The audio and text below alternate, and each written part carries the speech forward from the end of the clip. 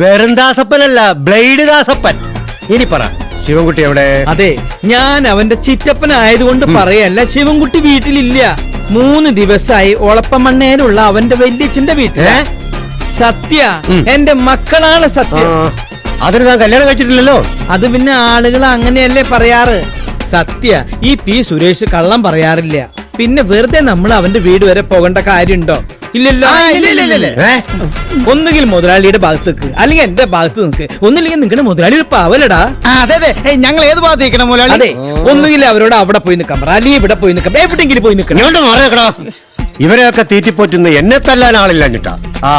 അതിരിക്കട്ടെ, അവനില്ലെങ്കിൽ വേണ്ട, പണം താൻ തന്നാ മതി. തന്റെ വീടിന്റെ ആധാരം എന്റെ കയ്യിലാണെന്ന് അറിയാമല്ലോ. നടക്ക്. അതെ, ഞാൻ ഒന്നൊന്ന് പറയട്ടെ. അവ ഒളപ്പമണ്ണേന്ന് വരുന്നത് വരെ ഒരു സാവകാശം. ഈ സാധനം ചിറ്റപ്പ ദാസപ്പ. ഹായ്.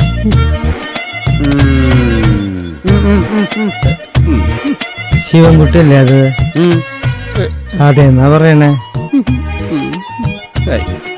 ഒളപ്പമണ്ണേന്ന് വരുന്ന വഴിയാ, ഷോർട്ട് കട്ടാ. വില്ലിച്ചിന് സുഖല്ലേ? നല്ല സുഖം. സുഗ്രീവേട്ടൻ ബോംബെന്ന് വന്നു. നിന്റെ അച്ഛൻ? അതെ, ദാസപ്പേട്ടൻ എന്നെ കാണാൻ വീട്ടിലേക്ക് വരുന്നു എന്ന് ഞാൻ അറിഞ്ഞു. വെറുതെ അങ്ങോട്ട് നടന്ന് ക്ഷീണിക്കണ്ടല്ലോ എന്ന് കരുതി ദാസപ്പേട്ടനെ കാണാൻ ഞാൻ ഓടി വന്നതാ. ഒളപ്പമണ്ണേന്ന് വല്യച്ഛന്റെ വീട്ടിൽ. അതേതായാലും നന്നായി. അത് നന്നായില്ലേ? സത്യത്തിൽ നീ ഇങ്ങോട്ടാണോ വന്നത്? ഏയ്, ആ പച്ചക്കറി ദാമുവിന്റെ മുൻ കള്ളം പറഞ്ഞ് ഇങ്ങോട്ട് വരുത്തിയതല്ലേ. ആ തെണ്ടി ചെറുക്കൻ നുണ പറയാനും തെറി വിളിക്കാനും മാത്രമേ വായ തുറക്കാറുള്ളൂ എന്ന് എനിക്കറിയില്ലേ? ഇല്ലായിരുന്നു, പക്ഷെ എനിക്കിപ്പൊ മനസ്സിലായി. പന്നിയുടെ മോൻ. മതി മതി മതി, രണ്ടുപേരും പിറുപിറുത്തത് മതി. എന്റെ കാര്യത്തിൽ തീരുമാനം ഉണ്ടാക്ക്. അതെ, ഇവൻ കാശ് കൊടുക്കാനുള്ളൊരു ഇനിയും വരാനുണ്ട്. അതുകൊണ്ട് നമുക്ക് ഈ പൊതുവഴിയിൽ നിന്ന് മാറിയിട്ടായ ഇടവഴിയിൽ നിൽക്കാം. എന്തേ? ഇവരൊക്കെ ദാസപ്പേട്ടന്റെ ഗുണ്ടകളാ. വല്ലപ്പോഴും ഒന്ന് കുളിപ്പിക്കണം. ബ്രൂച്ചിലി. പെങ്ങളെ കല്യാണം കഴിച്ചു കൊടുക്കാനൊന്നല്ലല്ലോ. അല്ല, വണ്ടി കണ്ടീഷനാണെന്ന് പറഞ്ഞതാ. കൊറേ കാലമായി ഈ തല്ലിപ്പൊളി വണ്ടിയുടെ കാര്യം പറഞ്ഞിട്ട് എന്നെ പറ്റിക്കാൻ തുടങ്ങിയിട്ട്. ഞാൻ പറഞ്ഞിട്ടാണോ നീ വണ്ടി വാങ്ങിയത്? എന്റെ ദാസപ്പ, ഇതിങ്ങനെ നട്ടല്ലൊടിഞ്ഞ് കിടക്കണോണ്ടല്ലേ ഞങ്ങളുടെ റോളിംഗ് ആകെ തെറ്റിപ്പോയത്. പാസില്ലാതെ മണല് കടത്തിയതിന് പോലീസ് കേസ് ചാർജ് ചെയ്തുകൊണ്ട് ഇത് ഇരുമ്പ് വലിക്ക് പോലും വിൽക്കാൻ പറ്റാത്ത അവസ്ഥയായി. അതൊന്നും എനിക്കറിയേണ്ട കാര്യമില്ല സുരേഷേ. ഇതിപ്പോ കൊല്ലം 3ആയി. എനിക്ക് എന്റെ കാശ് വേണം. ഇത് 5000 രൂപയുണ്ട്. മുതലിന് കുറച്ചാ മതി. മുതലല്ല, ഇത് പലിശയിലായിരിക്കും കൂട്ടുന്നത്. പലിശയില് ചാകുന്നതിലും ഭേദമല്ലേ ബോധം കിടന്നത്.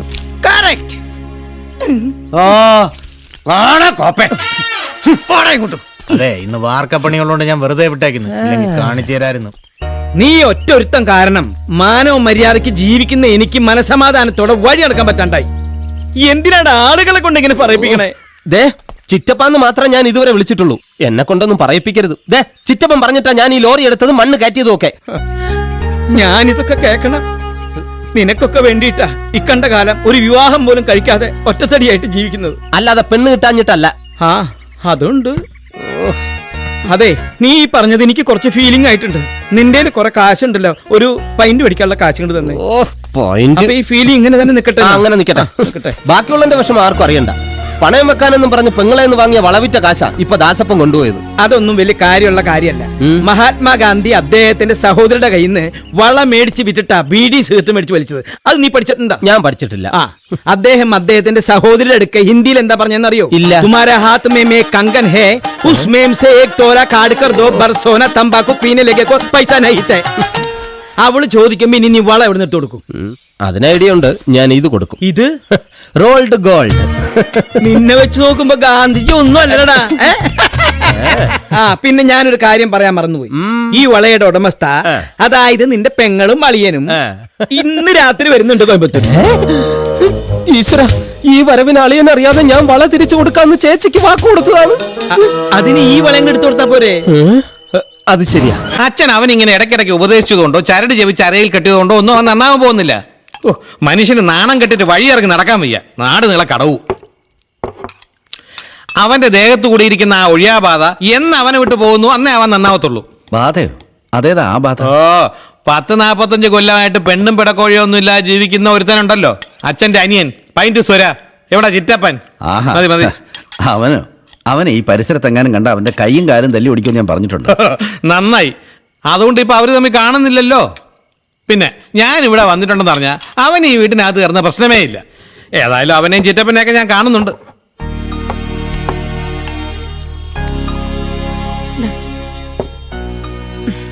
അതെ, ഇപ്പൊ ബ്രാൻഡ് ഷാപ്പ് വരാൻ നടത്തുന്ന സമരത്തിന്റെ മുന്നിലും ചിറ്റപ്പൻ അവനെ നിർത്തിയിട്ടുണ്ടെന്നാ കേട്ടെ. അത് പിന്നെ ഈ നാടിന്റെ ന്യായമായ ഒരു ആവശ്യമില്ലേ മോളെ? ഒരു കുപ്പി വാങ്ങാൻ ടൗൺ വരെയൊക്കെ പോവാന്ന് പറഞ്ഞാ അല്ലയോ മക്കളെ? കടം വാങ്ങിയിട്ടാണെങ്കിലും അച്ഛനുള്ള കോട്ട എന്നും ശിവൻകുട്ടി ഇവിടെ എത്തിക്കുന്നുണ്ടല്ലോ അല്ലേ? നളിനി, ആ വരുന്നു. ദേ മോള് പറഞ്ഞിട്ട് പോയത് കേട്ടല്ലോ, നിങ്ങൾ അവന്റെ എല്ലാ തോന്നിയാസത്തിനും കൂട്ടു നിൽക്കുന്നെന്ന്. അവന്റെ സമയം ഇപ്പൊ മോശമാടി. ജാതക പ്രകാരം 7.5 ശനി അവന്. ഇപ്പൊ കഷ്ടപ്പാടാണെങ്കിലും 6 മാസം കൂടി കഴിഞ്ഞാ അവനെ പിന്നെ പിടിച്ചാ കിട്ടത്തില്ല. നീ നോക്കിക്കോ. ഈ ലോട്ടറി എനിക്ക് അടിക്കും. ദാ പിടി സുശീലേട്ടാ, ബാലൻസ്ഡ്. ചില്ലറയില്ല ശിവൻകുട്ടി, ആരോഗ്യമാസി പറഞ്ഞു. എനിക്ക് ആരോഗ്യമാസിയൊന്നും വേണ്ട, കാശ് ചേട്ടാ നിനക്ക് ആവശ്യം വരും. അത് വേണ്ട, എനിക്ക് ഈ ബിസ്ക്കറ്റ് മതി. കുപ്പി പൊട്ടിക്കല്ലേ? ഉച്ചക്കലത്തെ ഊണ് ലാഭിക്കാലോ. പട്ടിക്ക് ബിസ്ക്കറ്റ് കൊടുക്കരുത്. താൻ പോടോ, മിണ്ടാപ്രാണിക്ക് ബിസ്ക്കറ്റ് കൊടുത്താലേ പുണ്യം കിട്ടും. ശിവൻകുട്ടി ഞാനാണ് പറയണത്, ഈ പട്ടിക്ക് ബിസ്ക്കറ്റ് കൊടുക്കരുത്. എടാ കൊടുക്കരുത് പറഞ്ഞാ നീ കൊടുക്കരുത്. പോ സുശീലണ്ണ, എന്റെ വീട്ടിലും പട്ടിയുള്ളത് തന്നെ. തിന്നു മോനെ.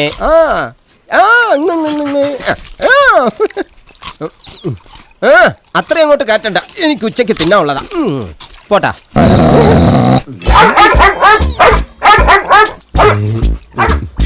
ഇതെന്താ സുശീലണ്ണ ഇങ്ങനെ?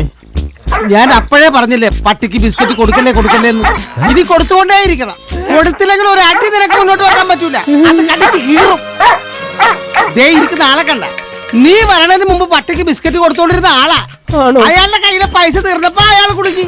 നീ വന്നപ്പോ അയാൾ രക്ഷപ്പെട്ട്. കൊടുത്തോണ്ടിരുന്നോ? ഇങ്ങനെയുള്ള ഇനങ്ങളൊന്നും നേരത്തെ പറഞ്ഞുകൂടായിരുന്നു. അതെന്നെ കൊണ്ട് പറയിപ്പിക്കാൻ നീ സമ്മതിക്കണ്ടേ?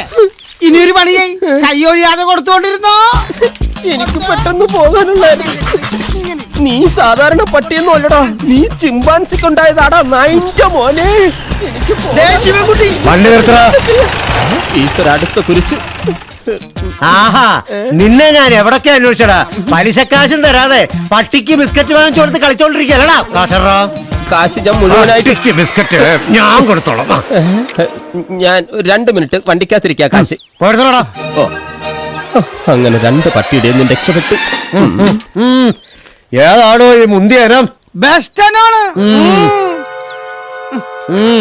നിന്നെ തിന്ന് പെട്ടെന്ന് വാടാ. ധൈര്യം ഉണ്ടെങ്കിൽ ഇങ്ങോട്ട് വാടാ ദാസപ്പ.